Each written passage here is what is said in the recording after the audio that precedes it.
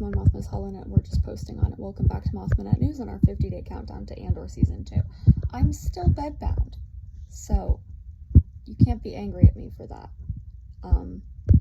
Anyways, today's topic is Kleya Marki, who is my absolute favorite original Andor character.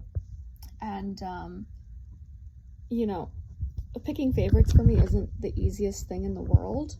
So for me to pick like an absolute favorite anything is astounding. I'm getting better at it though. I think Mon Mothma is my favorite Star Wars character. That's easy. Easy peasy. But picking a favorite Andor character, all those characters are awesome. So we're first introduced to Kleya in Season 1, Episode 4, Aldhani, and instantly she's shown to be someone that Luthen trusts, like, very deeply. Throughout the first season, she very much appears to be on the, like, cold, logical side of the equation, whereas Luthen is somewhat warmer and occasionally more emotional. She approaches not only Luthen himself with this colder logic that she has, but she also approaches others who are thinking more emotionally as well, including Vel, especially Vel, I think. And she's incredibly vital to Luthen's work in many ways, but we never see her leave Coruscant in the first season. She only has interactions with Luthen, Mon, and Vel of the major characters, and I'm really looking forward to Season 2 and seeing her interact more with the other characters. I think in the trailer she interacts with like Cassian, so I'm really excited to see that and where that's gonna go.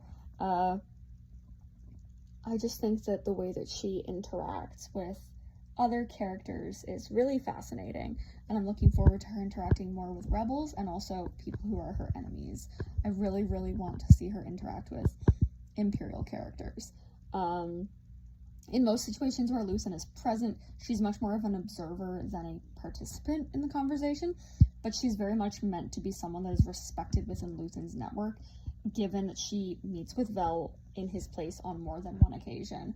Like in Episode 7, Vel's like, I thought that he was gonna be here, and she's just like, yeah, no, I'm here, deal with it. And,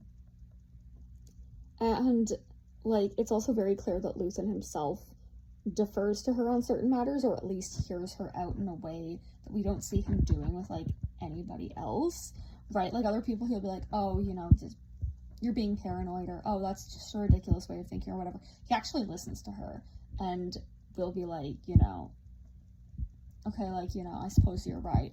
Like, sure, there is a little bit of back and forth before they get to that point, but it happens, right? And like, if anybody else spoke to Luthen in the way that Kleya does sometimes, he would lose his mind. And I think that does speak to there being, quick side note, that's my Mon Mothma Eras Tour poster that my best friend made for me. I think that the fact that she's able to essentially like backtalk him and boss him around and like not have him necessarily like blow up about it speaks to there being something deeper about their relationship than just the way that the public sees it, right? Like as his like assistant or like shop girl or whatever, there's something deeper there. I'm not saying like it's romantic or sexual, but there is something else there. It goes beyond like friendship and camaraderie and just two people working for the same cause. Is it familial? I don't know. Does anybody know at this early in the game? No, not really.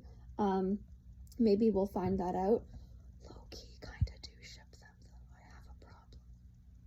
Not the point. I actually can't even properly articulate, like, all of the reasons why I love Kleya, but, like, she was the first person to say Mon Mothma's name in an uncut live-action scene, which happened, like, 39 years after her character was introduced, so thank you for that, Kleya. But also, like, I love when a young woman is, like, bossy to her boss and he does what she tells him to do. I think that that's so badass of her. I think that she deserves to be that special. And, like, I do really, really hope that she ends up surviving the second season, but if she doesn't, I want to see Luthen react to her death. Not in, like, a weird, like, fridging kind of way, or, like, for his character development. I don't give a fuck about that. I just think that this would actually, because he has that amazing speech in One Way Out about how he's sacrificed everything. And I think that losing her to the cause would actually be him sacrificing everything, depending on what else we find out about their relationship, because he obviously cares about her. He's like, oh, like, you know, are you, you know, is everything good to go? Like, is your bag, like, on the Andor and all that? Like, he cares. He cares. Like, there is some level of love there. He does not give a fuck about most of the people in this show. But her, she's special. We don't know how. We just know that she is. And, like, just losing somebody so crucial and important and special to him that he has such a connection to would break him. And, like, she probably knows, like, all of his secrets. I love Luthen, but I need for him to suffer. It's just a sick feeling that I have. I need that man to suffer. Yeah. We as a fandom know very, very little about Kleya. We don't know where she's from. We don't know her backstory. We don't know a lot of things. But she's still super duper important. And I'm really, really looking forward to seeing more of her in season 2 and learning about her in season 2. Some popular theories. My best friend thinks that she's Gadalenton because of the red, like, kind of like jacket thing that she wears. Some people think that she's Cassian's sister. I could live with that. You know, there's various other things that people think. But I think those are, like, 2 of the popular ones that, like, I know about. Yes, of course, I'm saying that my best friend's theory is popular. Leave me alone. But I just genuinely love her. She's a badass, and she's tough, and that's all there really is to say about it. I know for a scripted video, this is a little bit on the shorter side. You can't be mad at me. I'm still bedridden. Typing this hurt. Like, I'm not okay right now. Leave me be. And hopefully over the next couple of days, I'll have some longer videos out that will actually hit like 10 minutes. But not today. Not today, Satan. I'm pooped. Just can't do it. Alright? I'm just gonna lay here and I'm gonna read for a little bit after this. Maybe put on a movie. Maybe work on the presentation for Celebration for a little bit. Who knows? But it's not going to be anything taxing. I'm not here for that today.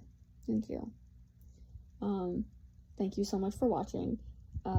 Please consider liking the video, subscribing to the channel for more of this. If you want to see more, like I said, next couple of days, I've got some interesting little ideas that hopefully I'll be able to stretch into like a 10-minute long video. But who's to say? If you're interested in coming on for a day for the countdown, or more than that, I'm gonna try and like limit guest appearances to like 2 episodes each. But who knows? I like to break the rules, especially when I make them. Just let me know. You can reach out to me on social media at Bejeweled Mothma and Mothma Updates. And my panel at Star Wars Celebration still happening Friday the 18th of April from 4 to 5 on the fan stage. Hope to see you there. If you can't make it, it will be recorded and uploaded to YouTube after the convention is over, probably after I've come home as well. Let's be real here. There's no way in hell I'm going to want to be uploading video after video. Now, however, it might also go up the day that I do the panel. Who knows? I don't know. I barely know what I'm doing 2 days from now. So I'm stuck in bed right now. Don't be mad at me. Thank you, and may the force be with you.